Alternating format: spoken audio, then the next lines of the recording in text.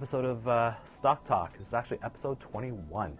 My name is Aman. I'm an investment coach here at Sage Investors, and today I want to talk about, I had a little bit of time to reflect in the last few days on some of the events that went on last week in the markets, and I came to a conclusion. I think last week was a very much a game changer moment in terms of sort of in terms of where the market could be heading, and it really culminated with the speech last week that the Federal Reserve Chairman Janet Yellen made at the New York Club. And just kind of to get to that point, just go back a few steps to see how we got to that point, and I can explain more about it. I think it was a game changer moment. So let's go back to December, and when the Federal Reserve, for the first time in eons, went out there and decided to increase interest rates. And a lot of people thought that was like we're pounding the table for it, me included, because I think there was such a disconnect right now between where interest rates were and are and where the overall economy is going and currently at. And so there just needed to be a repricing of risk. And the Federal Reserve, for the first time in December, made a move to increase interest rates. And they also at the time kind of gave us a bit of a signal that this was not just a one-shot deal, that they would gradually increase interest rates over time, normalize it, and they even gave it like a timeline, sort of like they were saying like in 2016 they were looking at maybe increasing rates again like another 4 times. So they kind of put it out there. And so what was the impact of that? Well, it kind of led to the US dollar continuing to go up and having an impact in terms of exports, but more importantly it triggered a downfall in a continuous precipitous downfall in oil prices. And then which came into January, where we got a huge pullback in the markets, a huge correction. Part of it was due to this whole concept of now interest rates were going to start trending up, which is not great for stocks because increasing interest rates increases interest costs, which puts a skimp on profits. So we had all this stuff going on in January, and the market just started really crabbing out. Then it's what it seems to be like a reactive kind of tone. Some of the people on the Federal Reserve started getting out there and kind of started, in a way, trying to talk things down a bit and saying, you know what, whoa, we're going to increase interest rates, but we won't necessarily have to do it at a really crazy pace. We'll take our time and we'll see what the information, the data is out, because we're data dependent, whatever that means. Who isn't data dependent? We'll see what happens, and we'll take a more cautious turn. And so the market's kind of like that, and it calmed down a little bit. But then it got interesting, because then all of a sudden you saw a whole bunch of Federal Reserve officials started getting out there and started saying, you know what, we might just continue hiking interest rates. And again, people started to get a little bit antsy about that. And then so that brings us all back down to last week, where the chairman of the Federal Reserve made a speech at the New York Club, and she pretty much kiboshed all the talk of interest rates going up anytime in the near future. It was a very cautious speech, and it really nothing that she said really signaled that rates are going to be going up. And in fact, they're probably going to stay where they are, and if anything, they might go down if conditions warrant. And this is in the context of a whole where the job numbers came out last week, and they were over 200,000, which is sort of that benchmark.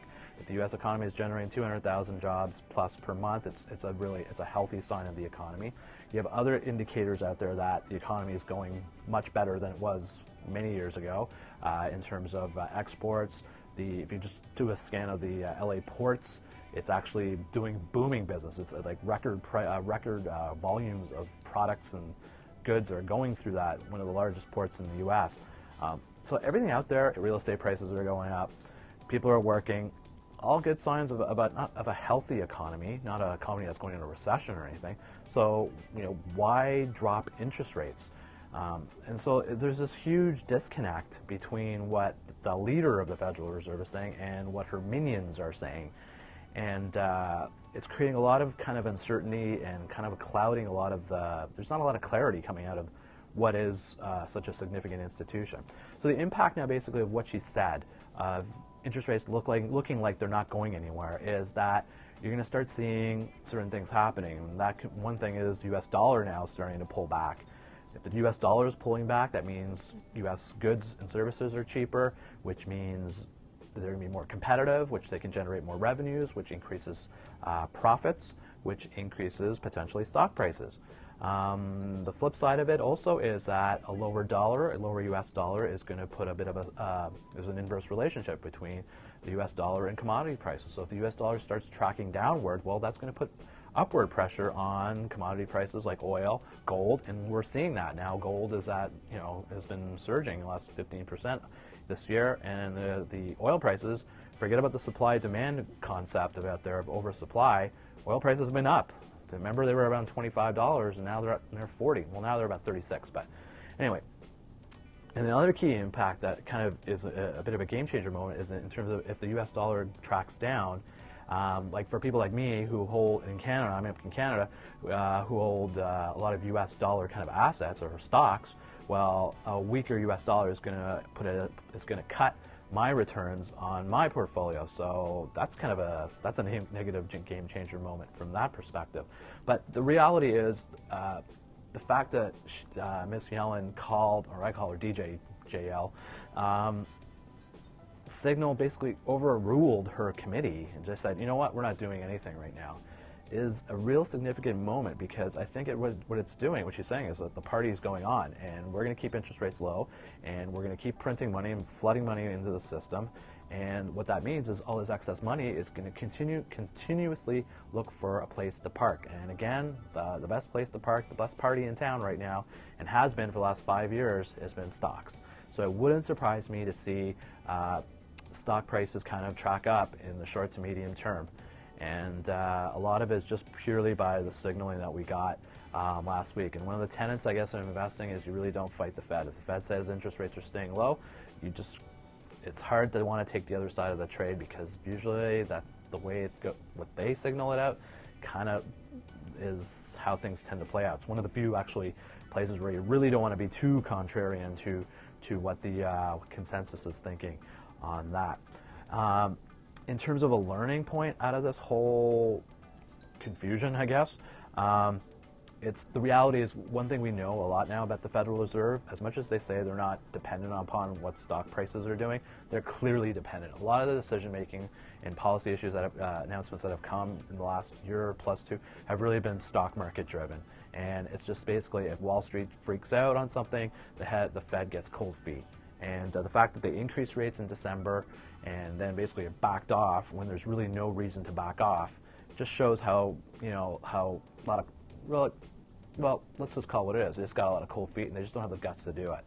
And clearly, it shows that they're totally stock market dependent. They're not dependent as much on the economic data, because the data's been great. And reason why are they not doing anything? Second thing is, clearly they're not worried. They're worried about stock prices. But the thing, what they've really clearly shows now is they're worried more about deflation. They're worried about getting into a situation where they become where the U.S. kind of goes down the road that Japan went down, and basically gets stuck with like mediocre economic growth and falling prices. And if you see how Japan's evolved in the last 15 to 20 years, it's pretty crappy. And clearly they're freaked out about that whole issue. So it's clearly all about deflation, and they're not going to say it. No one's going to say it. But the fact that it's out there, and the fact that they also talked about, even just blurted the words out, negative interest rates, even tells you that to be how their mindset is. And it is kind of concerning. So right now, the events that have gone on, I see basically a short-term kind of pop. It wouldn't surprise me to see a short-term pop in stock prices. But then, as I said, if you've been following any of my episodes of Stock Talk, I've been constantly talking about stock prices being overvalued. And over the long term, there's a correction out there that's going to be pretty weird and pretty ugly. And we thought the one that was January was the precursor, but it doesn't look like it. But it's just the ingredients are out there for a severe pullback in stock prices in the long term. So I just wanted to share you that, because I thought the events that last week, after thinking about it, I thought, you know what, this is not a good thing. It's not a good thing in the long term, but there's some clear signals that are coming out there in the short term, short to medium term. So from an investor, you just kind of play play that off and make your decisions accordingly. So I thought I just want to share with you sort of like my mind map on that whole thing.